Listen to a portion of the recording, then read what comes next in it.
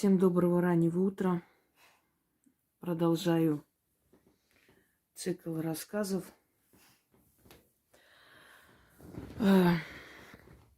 Мистических рассказов. Встреча с призраками. Потому что их очень много. И, в принципе, знаете, после того, как я объясняю людям подробно это все, у меня самой появляется такая энергия, запас такой энергии. Видимо, связь с миром мертвых, он все-таки дает о себе знать. Для кого-то это опасно, выжимает все силы, но не для таких людей, как я.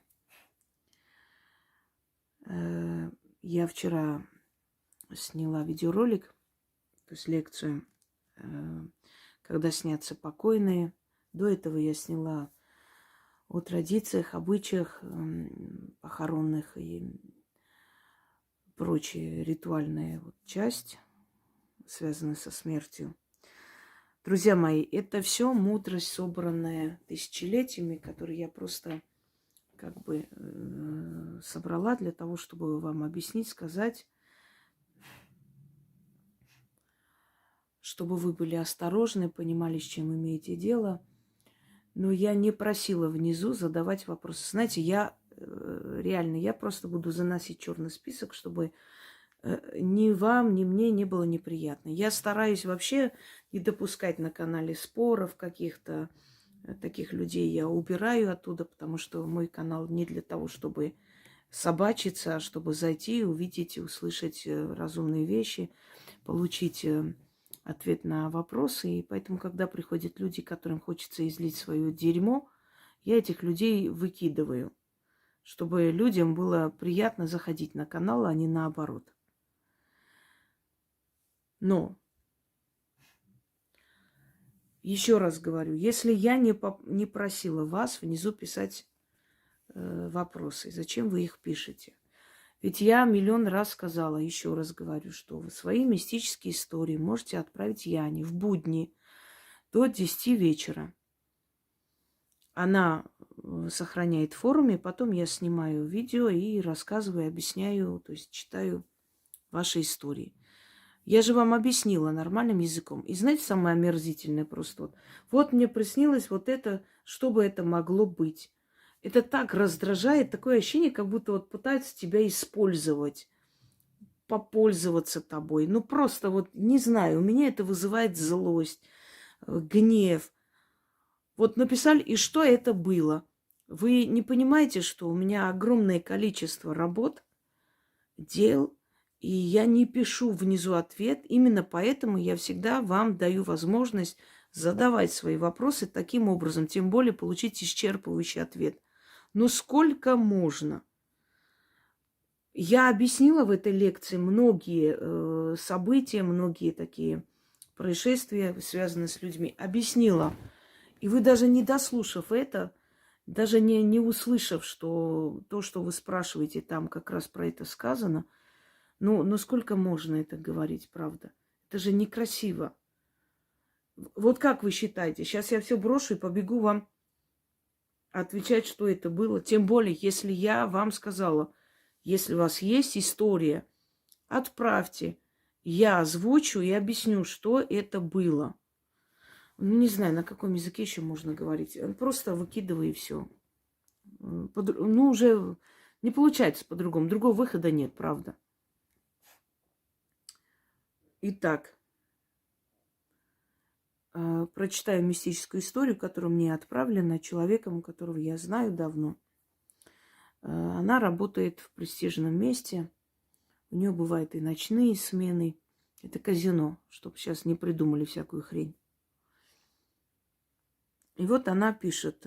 Я работала до ночи, ехала домой, уставшая на такси. Водитель был из разговорчивых. Рассказывал мне всю дорогу, говорил без конца, спрашивал, где я работаю, сколько получаю.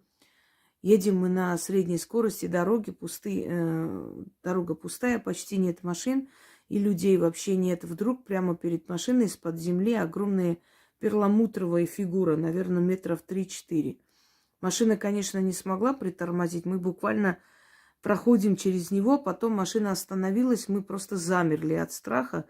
И я, и водитель повернулись, оба фигура проехала через него, оказалась сзади и вращалась вокруг своей оси с огромной скоростью. Мы оба синхронно скорчились вниз. От страха потом фигура исчезла. Ехали молча, боялись что-то сказать. Объясню, что это такое. Анжелика, это от нее. Скорее всего, этот человек был опасен, представлял собой какую-то опасность, потому что, понятное дело, что есть болтливые таксисты, но мало ли, вдруг он бы предположил, что у тебя с собой деньги. Мы ж не знаем, что за люди там, понимаете, какие соблазны у них бывают. И такое ощущение, что эта фигура вот вмешалась в этот разговор, собственно говоря, в тот момент, когда особенно было опасно, этот разговор уже как бы вел к какой-то опасной развязке. И тем самым спас тебе жизнь, да. После этого он смолчал, ничего не спрашивал, молча ехал. И очень может быть, что просто тем самым он предотвратил, вот, закрыл это его любопытство и, собственно, отвлек его в сторону. Не случайно она явилась. Она пришла тебе помогать. Почему пришла, это другой вопрос. Это могут быть духи рода, это может быть твой ушедший отец, который тебя бережет. Кто угодно. И второе тоже от нее.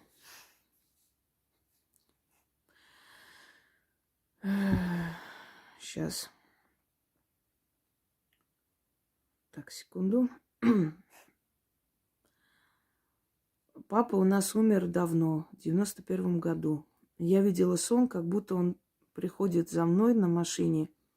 Я была дома, зовет меня поехать с ним. Я прошу его подождать, чтобы собраться. Он говорит, не надо, иди так, в тапках, в домашней одежде. Я радостная, счастливая, выхожу, хочу обнять, он хмуро отталкивает и просит поторопиться. Всю дорогу я ему рассказываю о нас, как мы жили без него, как скучаю, но он ничего не говорит.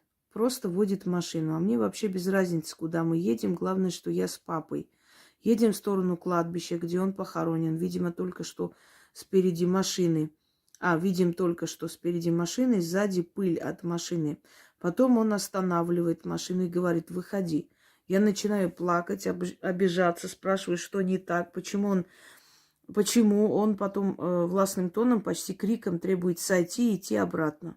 Я говорю, не могу пойти пешком, тем более в тапках, в домашней одежде. Выхожу на улицу в недоумении. Он уходит на большой скорости, оставляя меня одну. Время было дневное. То есть это сон такой. Решила пока изначально и историю мистическую, и сон ее необычный трактовать. Здесь, мне кажется, и говорить, собственно говоря, не о чем, потому что и так понятно, почему отец сказал ей, чтобы она ушла, немедленно вышла. Потому что он умер. Он мертвый. И, скорее всего, после того, как он явился, я думаю, что в семье случились какие-то события, из-за чего он, собственно, и пришел. Просто когда люди рассказывают, потом оказывается, что да, действительно в это время что-то такое важное произошло, и именно поэтому перед этим снился покойный родитель, родственник, близкий человек и так далее. Выгнал. Бабушка моя меня выгнала, когда я лежала в реанимации в таком полумертвом состоянии. Тоже я рассказывала об этом. Я видела ее помолодевшую в таких старинных одеждах, и она меня рукой просто вот так вот оттолкнула. Точно так же очень грубо.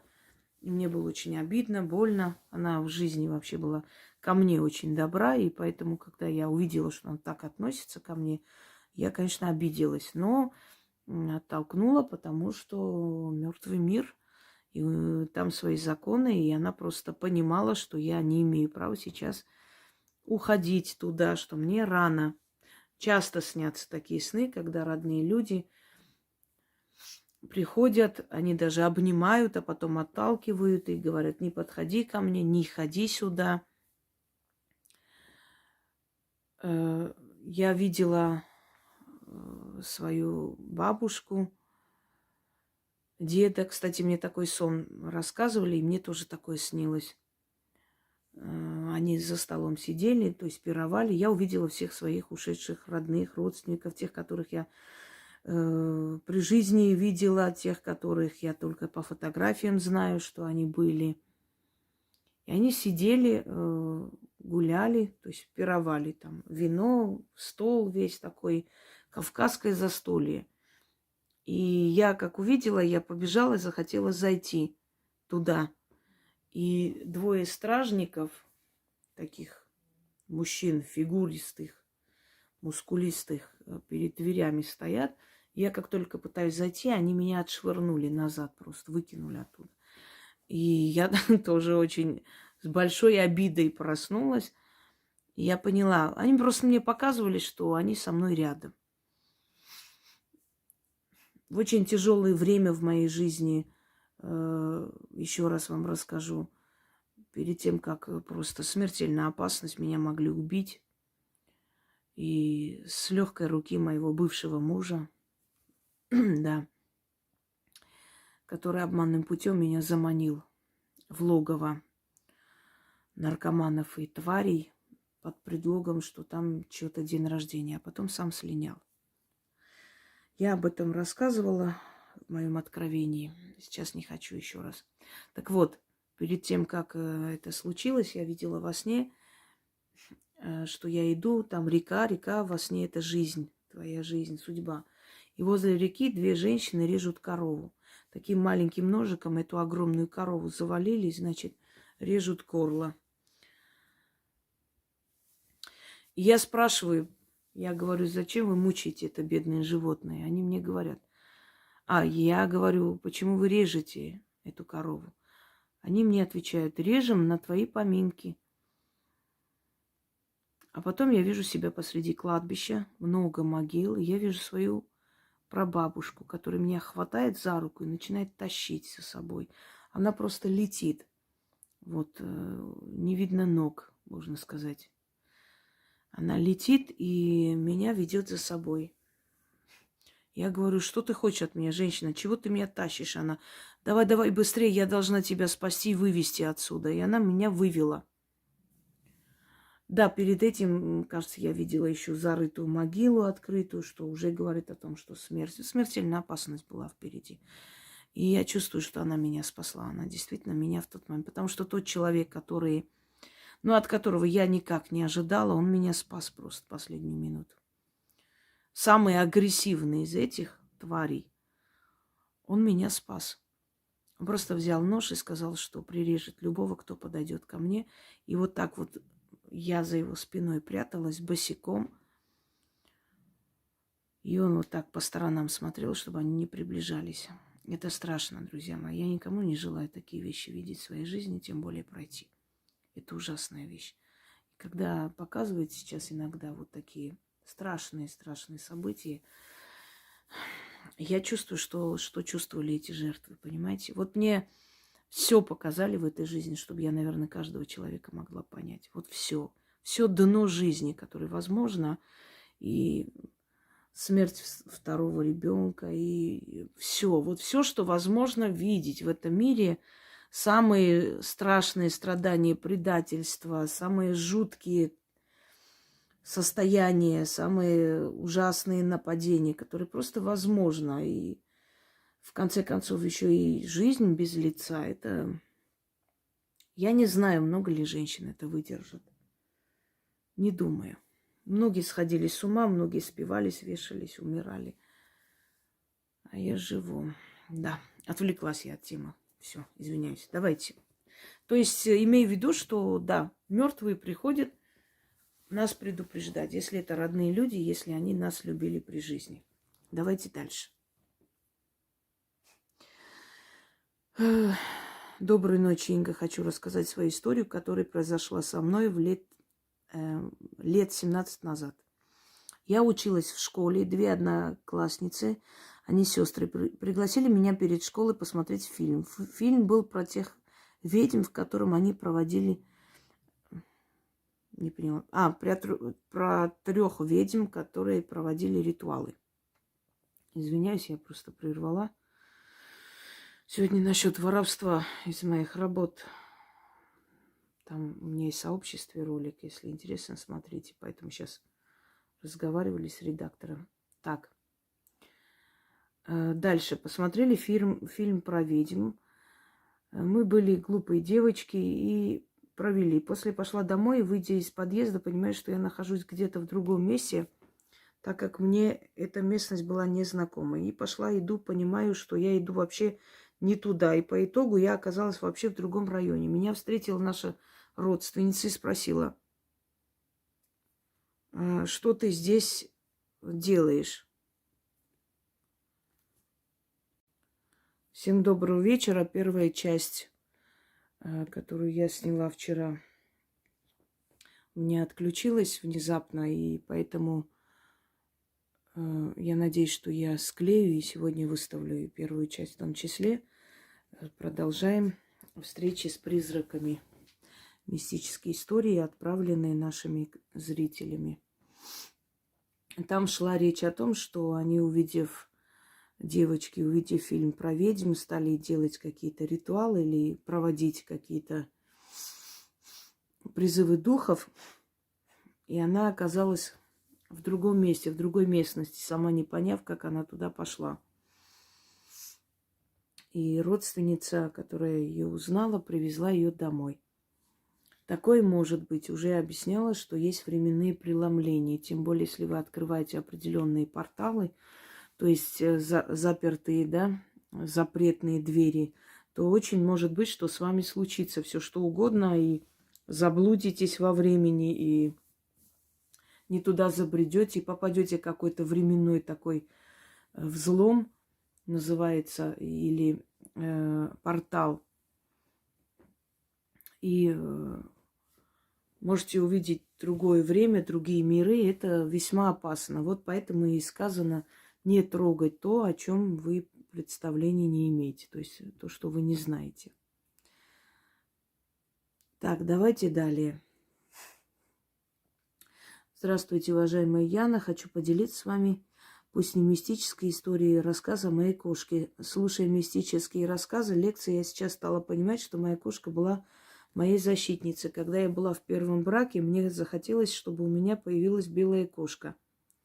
Сказала об этом мужу, он возражать не стал. Нашла по объявлению котенка, это была девочка. Хозяева мне ее привезли сами. Как только она зашла в квартиру, она стала уверенно ходить везде, лазить, как будто все время жила тут. Не мяукала жалобно, как обычно делают маленькие котята, ничего и никого не боялась. Муж, когда вечером вернулся с работы, удивился, что она так себя ведет. В то время мы с мужем уже не очень хорошо жили. Случались ссоры, скандалы. Чуть позже начали ругаться из-за кошки. Со временем она стала точить когти об мягкую кожаную мебель. Но он немножко не очень. Все, написано так. Как цветочки тоже была приучена. Мебель была новая, бывшего мужа такое поведение просто взбесило. Говорил, как я согласился, чтобы дома появилась кошка. Характер у нее был своенравный, могла покусать и поцарапать. Я воспринимала это как игру. Но от мужа за это она стала получать шлепки. Когда кошка подросла, он стал ее периодически бить. Закрывался в ванной изнутри, бил ее. Мне казалось, что головой об плитку. Ну вот, да, есть такие твари. Я плакала под дверью, просила прекратить. В основном в гости, когда к нам приходили родственники мужа, так как жили недалеко. Сейчас, оглядываясь на жизнь в первом браке, я осознаю, что в глаза мне никто ничего плохого не говорил. А за глаза было, так как мне много грязи могло... Ладно, пишите разборчиво, пожалуйста. Могло литься на других людей, как и мужа, всю его родню кошка не любила. Где-нибудь пряталась и неожиданно кусала и царапала. Если не спряталась... Все, нет, открывается. Если не пряталась, то открыто шипела, кидалась, и они откровенно после такого боялись всегда, когда приходили, осторожно ходили, спрашивали, где наша кошка. После этого я говорила ему, что это из-за него. Она выросла с такой психикой, а он, мол, она сама виновата. Если бы вдобавок она лоток ходила, то выбросил бы ее на улицу. Но, к счастью, с лотком проблем не было. Однажды утром она опять набросилась на мужа. После этого он сказал, чтобы вечером ее тут не было. Делай, что хочешь, отдай кому-нибудь или усыпляй, или сама домой не приходи. Вечером после работы я не знала, что мне делать, уже было темно. Была осень, стояла у подъезда и плакала. Потом решила позвонить его бабушке. У нее на тот момент не было кота. Она выслушала меня и сказала, что возьмет ее. Так она уже старая, мало ли чего может с ней случиться. Да, я возьму. Да, я думаю, боялась такой кошки. Ничего не поняла. Не возьмет. Она улетает, то СМС, и ловлю и читаю. Не знаю, почему в форуме немножко трудновато читать длинные СМС. Потом позвонила свекрови, она тоже отказала. У нее и так собака с котом. Причем они обе были сильно удивлены, что он себя так ведет. Ведь он рос очень дружелюбным по отношению к животным и не мог проявлять такую жестокость. Видимо, после этого свекровь позвонила ему и поговорила. Я пришла домой, и больше разговоров об усыплении кошки у нас не было. Ко мне кошка была ласковой, особенно по утрам, так как я вставала первой, завтракала с ней вдвоем и так далее. Давайте я все не буду. Так. Позже, когда мы разводились, я много чего выслушала о себе, даже не хочется об этом вспоминать. С кошкой и ребенком я переехала на съемную квартиру, а после в дом моего нынешнего мужа. Я переехала зимой, у него на тот момент тоже была кошка. Они не подружились. Поэтому мы старались, чтобы они находились в разных комнатах. Наступила весна. Мы стали задумываться о том, что моей кошке тоже надо ходить гулять на улицу. Но очень боялись, что она потеряется. И вот выпустили ее. Она погуляла, вернулась. Прошло уже 5 лет. И я до сих пор тоскую по ней. Ушла и не вернулась. И буду тосковать всегда. Я вам сейчас скажу, что это было. Вот она, кошка. Она отправила. Могу показать вам эту кису красивая. Ой, подождите, вот так. Угу. Видите, какая красавица. Я вам объясню, что это такое. Она просто выполнила свою миссию в вашей жизни и ушла. Она хотела сделать...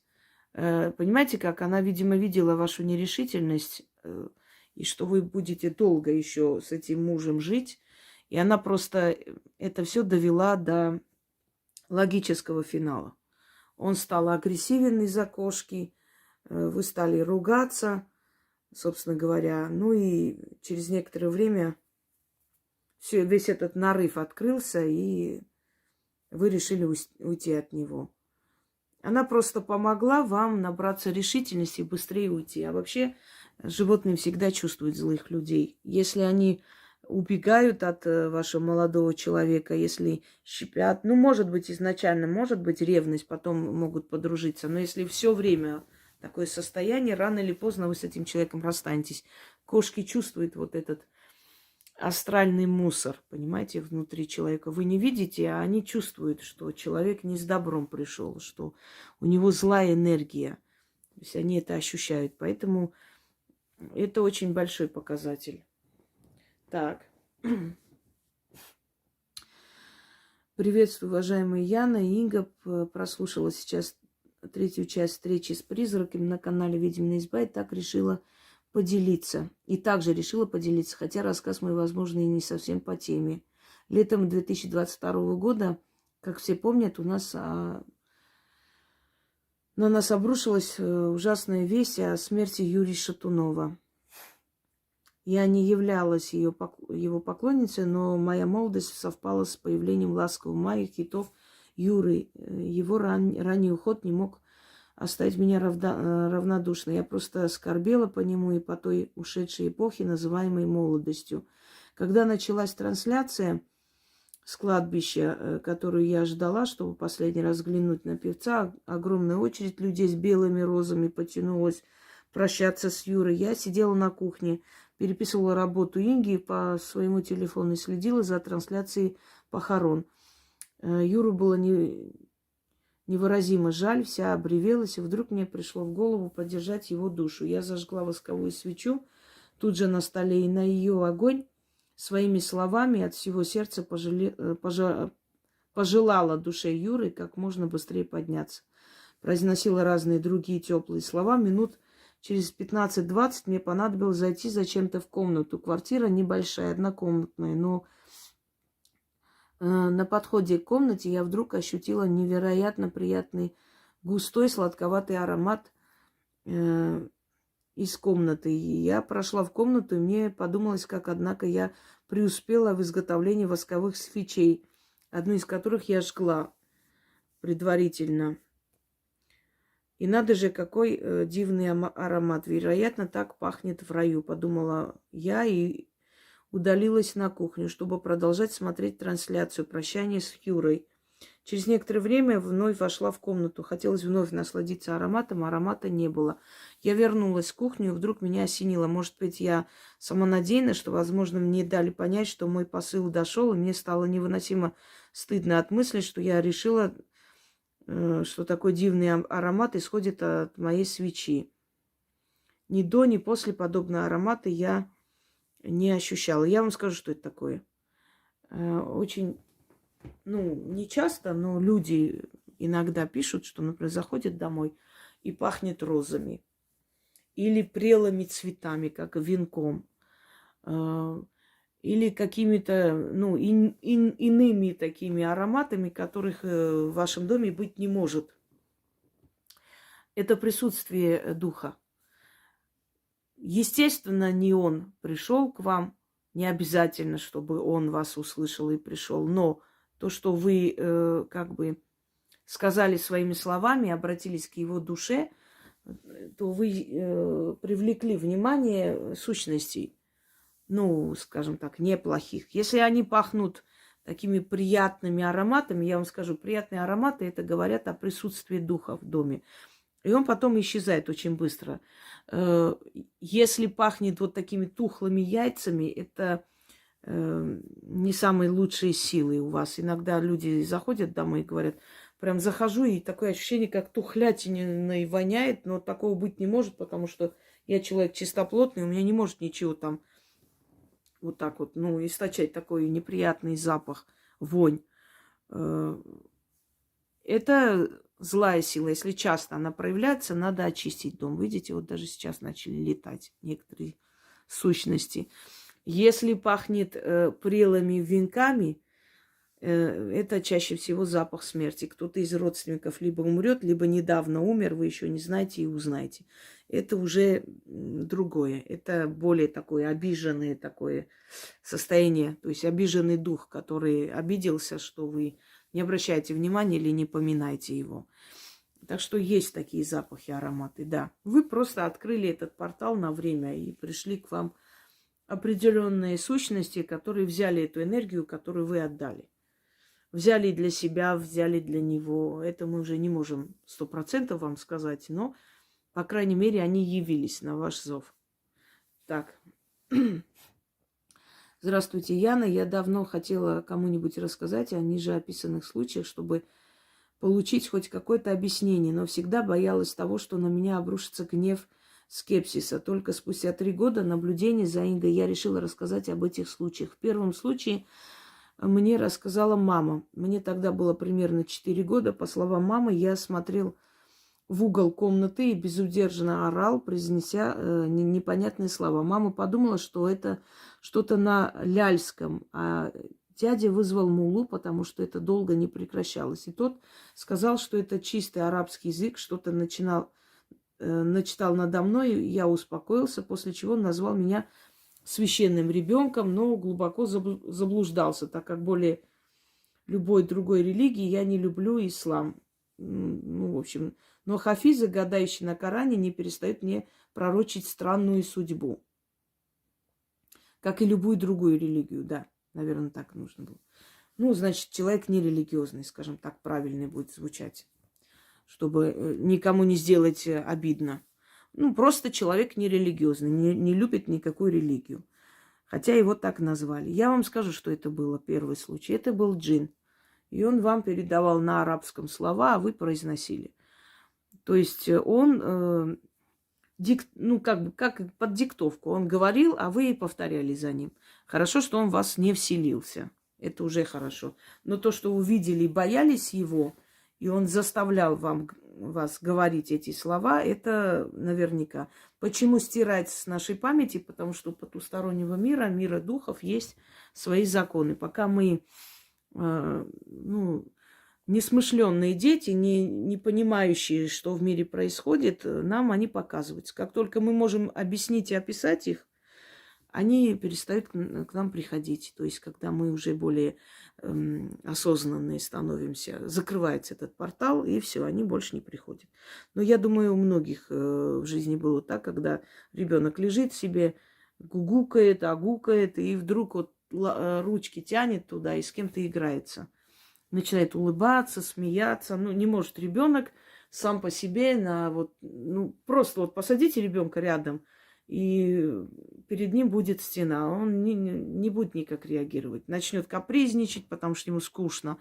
А когда мы не видим, а он начинает с ними играться, это значит, есть некие духи, которые приходят и играются. Они не злобные, но если ребенок, естественно, начинает плакать, просыпаться по ночам, это уже настораживает. Вообще на Кавказе очень боялись, когда ребенок перед сном, например, начинал много разговаривать, болтать, или плакать, или смеяться. Очень много говорили, что потом находят таких детей мертвыми и запечатленные там вот 5 пальцев, как лапу на спине, как будто, ну, ударили. Отсюда и слово ударнутые. Знаете, ты что, ударнутый, что ли?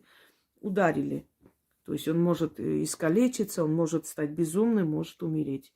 Это очень опасно. Если такое замечаете, надо очистить помещение и ребенка рядом положить, не в отдельных этих.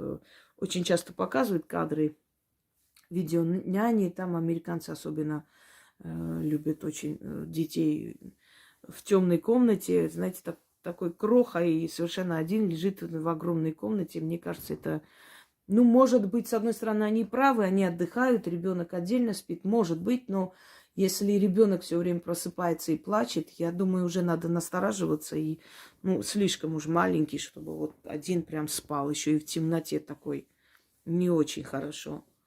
Легче с ним справиться, когда он беззащитный, понимаете? И второй случай. Был обычный вечер, мама с папой культурно пили коньяк. Как вдруг встали из-за стола, взяли из сейфа ключи и машины, куда-то уехали, аргументируя свое поведение тем, что папе нужно купить сигареты. Когда они ушли, сестра спросила меня, они какие-то странные, что случилось? Я ответил, дедушка умер. Через час звонят родители, говорят, заказывать такси до бабушки, так как умер дедушка. А я ведь просто сказала это без какого-то анализа на автомате. Еще раз говорю, если с детства на вас они обращали внимание, эти силы, то наверняка начали через вас транслировать и передавать определенную информацию.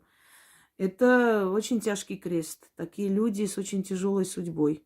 Хочу вам сказать, вот когда некоторые, знаете, пытаются себя выдавить. Вот, я каких-то призраков, драконов видела и прочее. То есть они пытаются придумать, им интересно, им хочется, чтобы так было. А люди, которые действительно видят их и видели, у них очень тяжелая судьба. Многие из них молчат и ничего не рассказывают, боятся, что их примут за сумасшедших. Потом постепенно могут раскрыться, например, на таких каналах, видя, что есть единомышленники, они могут оставить и свои комментарии. Это, к слову, о том, что просто некоторые стараются что-то там насочинить, лишь бы как бы разнообразить жизнь. А люди, которые столкнулись с этим, которые что-то сказали, совпало или вот попали в точку, невзирая, да, не желая этого, такие люди, они очень тяжело живут, потому что на них вот просто наваливаются. И не всегда у этих людей, например, получается профессионально заниматься магией. Многие из них и не стремятся к этому, понимаете? Но вот эти образы приходят, и они изнутри начинают его жрать. Потому что эта сила, эта энергия должна найти себе применение. Если не находит, она мучает человека. Таких случаев было очень много, самых разных, а каких-то, наверное, стоит умолчать, чтобы люди не крутили пальцем. Вот видите, как я и сказала, пальцем у виска. Всегда было ощущение, что такое со мной происходит из-за врожденного очень сильного косоглазия, дескать, рефракции света. Но после операции все стало лишь хуже. И ко всем проблемам со зрением добавилась атрофия зрительного нерва, которая неминуемо ведет к слепоте. Вам надо просто съездите в микрохирургию Федорова. Они есть, и филиалы есть в разных городах. Они на самом деле очень хорошо лечат такие аномалии. Надо съездить, посмотреть. Сейчас технология дошла до такого высокого уровня. Нельзя это пустить на самотек.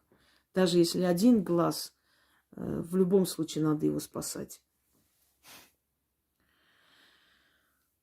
Спасибо вам огромное, что позволили мне рассказать часть истории. Простите, пожалуйста, если затянуто. Всех благ. Вы делаете поистине огромную работу. Спасибо. Нет, не затянуто, очень четко и по полкам, между прочим. Ничего лишнего не было. Так, давайте. Яночка, здравствуйте. Хочу тоже отправить Инге несколько мистических историй, так сказать, по горячим следам. Заранее извините, если текст будет длинный. Дело в том, что мой папа скончался 31 декабря 2022 года. Умер неожиданно, упал в прихожей, собираясь на Новый год к моей сестре. Тело забрали в новогоднюю ночь 3:40. Все это время у соседей выла собака. Очень сильно и страшно. На следующий день мы поехали выбирать ему место на кладбище. Обратно ехали уже в сумерки. Как мама закричала моему мужу, что впереди белая машина, горит вся фарами. И как же мы ее не видим, ведь авария может случиться. К слову, папа ездил на белой машине. Я понимала, что это он с нами ездил место выбирать. Потом я сильно себя ругала, что не настояла на кремации, везти в другой город. Придя к его дому, упала, как будто меня толкнуло что-то, в себя привела. И вот недавно, ночуя с мамой в этом доме, первый раз после похорон, я просила маму зажечь ему свечу и поставить хлеб и соль. Мама мне несколько раз сказала, чуть позже потом, забежала в комнату из кухни и начала искать подсвечник. Я вышла с ней и увидела, что его вещи лежат на полу, как будто их кто-то бросил. И это он сделал при маме, как будто злясь, что она медлила со свечами. Было еще несколько снов, но их долго описывать, поэтому я свой рассказ заканчиваю. Да, очень может быть, что он был против кремации. Такие есть души, которые, не хотят. Они хотят, чтобы у них была могила. Поэтому он вас привел в чувство после таких мыслей. Далее, то, что вы увидели, что он то есть машину остановил перед вами, это, мама ваша увидела машину белую, это знак того, что ему понравилось то место, которое вы для него выбрали. Поэтому он дал знак, что он тоже с вами, и он согласен. А насчет разбросанных вещей, вы знаете, если у папы при жизни такой вот характер был крутой, он и после смерти таким остается. Если он и при жизни был таким, например, нетерпеливый человек, например, говорил, быстрее, быстрее, что ты тянешь, неси уже. И значит, им после смерти он такой же. Люди же не меняются, они какие были, такая у них и душа. То, что человек умирает, он не становится хуже или лучше, или святой, понимаете? Он остается тем, какой был, просто без тела. А все черты характера, все его душевные вот эти вот переживания и прочее, они остаются как были.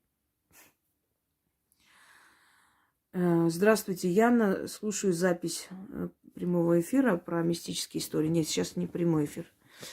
Может быть, там другой эфир еще слушали. Хочу поделиться историей. Часто с призраками не сталкиваюсь, но 7 лет назад случилось нечто, что я запомнила особенно. В 2015 году лето я проводила в горах Алтая. Я работала на турбазе, куда приезжают отдыхающие. Это место достаточно огромное, разделено на 2 зоны. Солнечная сторона там стоят домики, ухоженная территория, обычно людное место. И лесная часть, здесь тоже стоят домики, прямо на берегу реки Катунь. Катунь это или Хатунь, или Катуни. Кадын – это река, Алтайская река, она очень полноводная, большая, и в переводе означает «госпожа», если кто не знает. Там очень красивые места. Так, весной Катунь прибывает, а потом ее воды отходят, и образуется что-то вроде песчаного пляжа. Вот по этому пляжу я прогуливалась днем, рядом никого не было. Я стояла на песчаном берегу, где еще весной стояла вода. И в этот момент я увидела рядом с собой какое-то существо. Отвлеклись звонками. Я стояла на песчаном берегу, где еще весной стояла вода. И в этот момент я увидела рядом с собой какое-то существо. Так, какое-то существо. Так, сейчас. Найду, где я... Угу. Прошу прощения, что так называю, но это не совсем был человек. Похоже на человека. Я сама низкого роста, но мне показалось, что явившийся был мне чуть выше колена или даже еще ниже. Я обратила внимание на его внешний облик. Нечто похожее на старушку, сгорбленной в лохмотьях, но это как бы и не человек, но ничего не говорил. Он ничего не говорил. Я стояла и молча наблюдала. В этот момент у меня не было ни страха, ни паники, просто молчаливое наблюдение. Как будто это нормально. Я не почувствовала опасности. Сколько я стояла, сказать не могу. И как будто выпала из реальности. Не ощущала времени. Потом, когда он исчез, я начала приходить в себя и поняла, что видела призрака. Мне стало чуть не по себе, но опять же я не испугалась. Еще немного постояла и ушла. Я подумала, возможно, это душа утонувшего. Одна особа насторожила меня. После моего рассказа, мол, это не к добру, но ничего дурного не случилось. Интересно все же узнать, кто это был. Вообще лет 20, мне сейчас 30, мне было лет 20, 32 сейчас. Поначалу меня мучили сонные параличи, но никто не душил. Просто было ощущение, что я куда-то лечу вверх. Когда начала делать чистки, параличи стали редким явлением. Скорее всего, он к вам привязался. Он просто исчез и пошел за вами следом. Когда вы видите очень четкое проявление призрака, например, человекообразный призрак, напоминает человека, лучше сказать ему живым живое, мертвым мертвое. Ты остаешься здесь, а я ухожу.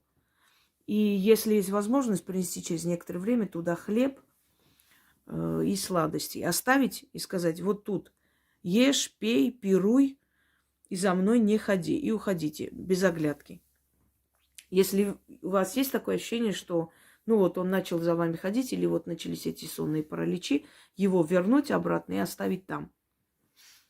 Это вы можете делать, а не подчиняться, потому что, чаще всего, почему призраки так себя ведут, потому что человек, не знает законов Вселенной, не знает, как и что делать, каким образом можно с ними справиться. Поэтому они, пользуясь этим всем, начинают, привязываться к вам и начинают забирать вашу энергию.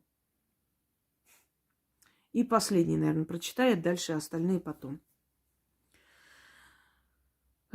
Здравствуйте, уважаемые Инга и Яна. Можно и мне поделиться своей мистической историей, которую ношу в себе уже много лет и не могу найти ответа. Хочу вас поблагодарить за титанический труд для нас, обычных людей. С огромным интересом слушаю ответы Инги на вопросы людей об их пережитых мистических явлениях. Нашла много ответов для себя. Вообще мистические явления были у меня очень много, но вот один из них совсем уж необъяснимый для меня. В 22 года, мне сейчас 59 лет, родила я дочку и была дома первые недели после роддома. Ночью покормила дочку и положила ее в кроватку. Нужно сказать, что наши с мужем кровати стояли к стене головой, а дочкина кроватка стояла с правой стороны от меня. Мой муж спал на своей кровати слева. Вот я легла, еще не уснула, вижу, мой муж сел, ноги опустил на пол, посидел немного, потом встал, обошел наши кровати со стороны ног и подошел к кроватке дочери. Стоит и смотрит на нее. Я лежу, все это наблюдаю, думаю, лунатит. Затем он встал, медленно наклонился над дочерью в кроватке. Мне стало не по себе. Я спросила, ты чего? Он повернулся в мою сторону. Взгляд был удивленный, смотрит молча. А потом стал рассыпаться на молекулы такое черное облако, и это облако стало падать на меня. Я от страха вскочила и потянула одеяло на себя, закрывая голову. Это облако перелетело через меня, и в это время муж говорит, не щипай меня. Я никак не могла его ущипнуть. Я держала одеяло над собой, при этом он был от меня на расстоянии вытянутой руки. Я явно видела, как он вставал. На кровати одеяло было откинуто, и он шел к кроватке. А потом вдруг он опять лежит на своем месте. Что это могло быть? Это был не он. Просто есть такое явление, когда, двойник вашего мужа, собственно говоря, двойник, некто принимает обличие другого человека. Я вам рассказывала, когда Екатерина Великая спала в своей опочивальне, и стражники увидели, как она вышла из своих покоев, одетая вся. Она не могла в это время ночи быть такая вся одетая, понимаете, и там должны были служанки ее одеты, и не было необходимости. И она прошла возле стражи. Они поклонились ей, удивились, но подумали, что что-то здесь не то. Решили все-таки спросить. И когда они начали разговаривать со служанкой, та им объясняла, что императрица не могла выйти из своих покоев. Они настаивали на том, что только что ее увидели при параде. И Екатерина проснулась от этих разговоров. Она услышала и приказала ее сопроводить до тронного зала. Они зашли в тронный зал, увидели ее уже сидящей на троне. И слуги, естественно, возмутились. Им показалось, что кто-то просто сделал такой же грим, одел на себя корону императрицы. И один из них сказал, как ты смеешь, дерзкая, вести себя так, и одевая одеяние императрицы, прийти и сесть на ее трон. Немедленно выйди оттуда. Он так приказал. И та, которая на троне сидела, так ехидно рассмеялась и растворилась, вот как вы говорите, на атомы. Тогда Екатерина упала без чувств на руки своим служанкам. Когда она очнулась, она сказала, это смерть за мной пришла. По-разному они приходят. Иногда доппельгангер просто, если вы внезапно на улице увидели, или вот такой был случай, это опасно. Значит, человек, которого вы увидели, скоро умрет. А если вы видите, что вот ваш знакомый человек или муж, там, мать, ни с того ни с сего встает с кровати, вы можете не увидеть его настоящего, расплывается это пространство, то есть его скрывают от вас. Но тот двойник, который встал, принимает его обличие и подходит к вашему ребенку. Хорошо, что вы крикнули, потому что он мог убить ее, он мог ее задушить. Бывали такие случаи, когда вот как у вас, да, человек видел там мужа с жену, который пошел к ребенку, ударил, убил ребенка. А потом, когда там судебный процесс, естественно, она говорила, что это муж сделал. И как бы он там ни кричал, что он спал, такого не было. Он ничего не доказывал, тем более у матери, видя такое, у нее такая ненависть, что, если она настоящая мать, конечно, у него такая ненависть и злоба, что он никогда не докажет, не отмоется. Как бы он ни говорил, что это не он. Он подошел к вашему... И почему он специально сделал так, чтобы вы видели? Чтобы, если вы утром проснетесь, а ребенка уже нет, чтобы вы винили мужа. Понимаете? Ну, вот так они губят судьбы людей и потом питают страданиями. Вы будете страдать, муж будет страдать. Это очень нехороший дух, который поселился у вас там. И я надеюсь, что вы там больше не живете. Или, по крайней мере, там уже таких явлений не было. Он наклонился, и потом через секунду, если бы вы не крикнули, он бы просто схватил и задушил бы ее. И вот что это за явление, это совершенно не ваш муж был, конечно же. Дальше. Еще один случай в нашей спальне. Когда мы только поженились, с кровати тоже стояли головой к стенке. И тут мой муж закричал и стал от меня отбиваться. Рассказал, что ночью открыл глаза, увидел меня над своей головой, что я его душу. Вот видите, я опередила, сказала, что он бы задушил вашего ребенка. Вот это второй рассказ. А теперь это некто принимает обличие ваше. И с вашим обличием хочет, то есть вредит вашему мужу. И он же тоже мог потом подумать, что это вы сделали, если бы он не понял, что это было. Значит, что я его душу, я спала. Да и стоять над головой было просто невозможно. Кровати плотно стояли к стенке. Мы тогда с ужасом выбежали из спальни. Так, и заранее благодарю за объяснение. Вот я вам и говорю, что